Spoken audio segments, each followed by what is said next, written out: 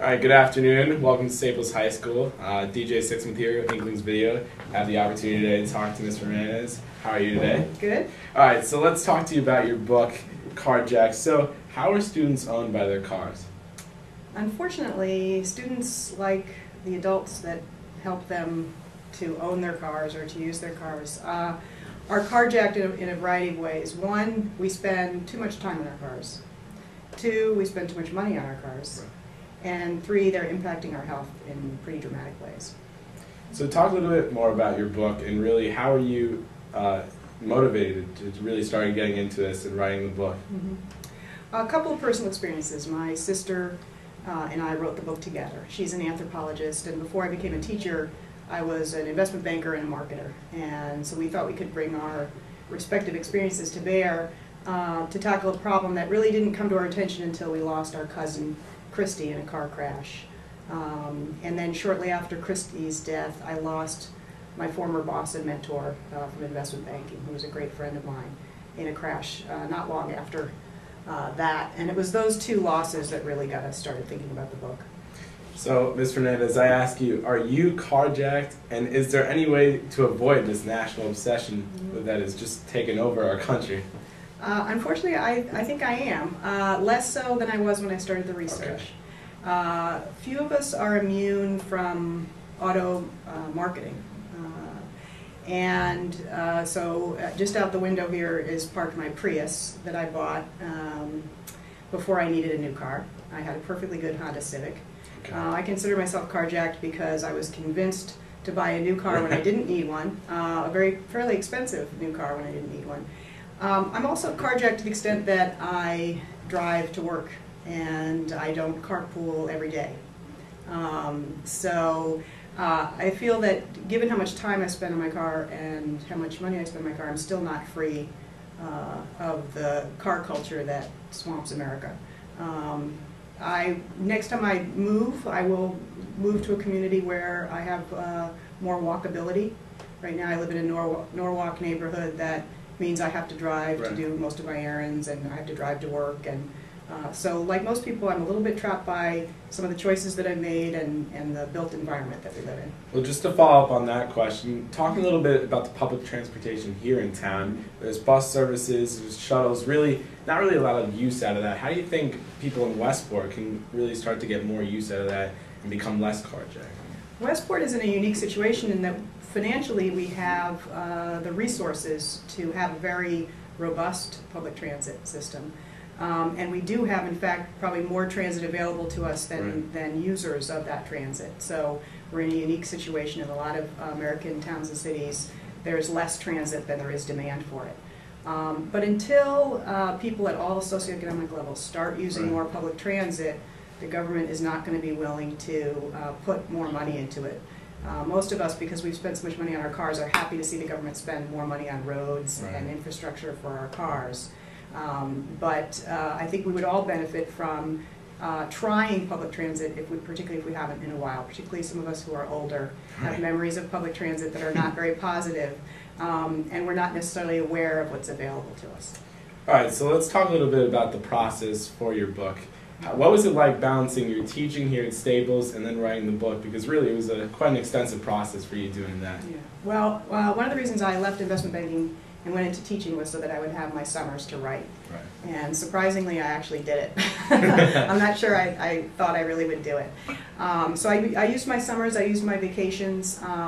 We traveled to places like Detroit to GM, and we traveled to Nashville to visit Nissan, and we traveled to different auto shows around the country, and I was only able to do that because I had the summertime and the vacation times to do it. And then on the weekends, the rest of the year, I was writing and doing the research that I could do without having to travel. So talk a little bit about those experiences going to Detroit and GM. What was it like really just being right there and seeing everything in front of you in the entire car industry, really? Yeah, it was pretty amazing because we were there in the summer of '08 when gas prices had just hit $4 a gallon, and it was before the bailouts, but the executives that we spoke to were feeling very insecure, and it was a very shaky time. So it was an odd time to be there for sure. Let's talk a little bit about what you learned from the book. Really, what are some of the statistics and stuff that you learned about cars that people may not necessarily know that really are quite alarming to you? I would say there were a couple of numbers that shocked me. 18 and a half hours a week on average Americans spend in their vehicle, Wow. either as drivers or passengers. Out of our waking hours, that's almost 2 months a year. So that's a tremendous amount of time that we're just spending sitting, right? Yeah. So there's no question that our car culture contributes to our obesity problem and some of our other health problems. The other statistic that surprised me was just how much money we're spending on them. The average American family spends $14,000 a year to own their average 2 vehicles, which, given the average income in America, is a huge chunk of people's income.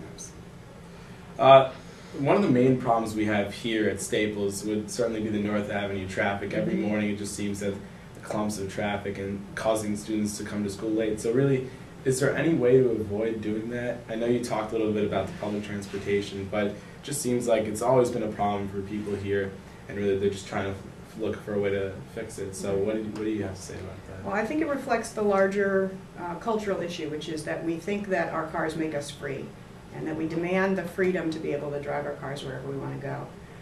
But when we're stuck in traffic on North Avenue, we should be rethinking whether we're really free when we choose to drive rather than take the bus. The kids who are getting off the bus are free to have done some work on the bus or have socialized on the bus without endangering themselves. And they're probably getting here before a lot of kids that are getting stuck in that traffic. So it's really raising awareness, I think, and I think it's something that both parents and students have to talk about together, because the accident rates for teenagers are quite high, and so it's a safety issue as well as a frustration and time issue. Absolutely.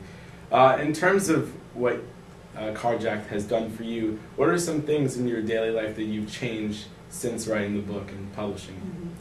I've started walking a lot more for the small trips that I take, and it turns out that a huge chunk of the trips that we take every day are under 1.5 miles from our homes. And so if we can convert those trips to walking or biking, which I've started to do, particularly in good weather, although I was pretty pleased that on the last snow day I went and walked down and got my dry cleaning.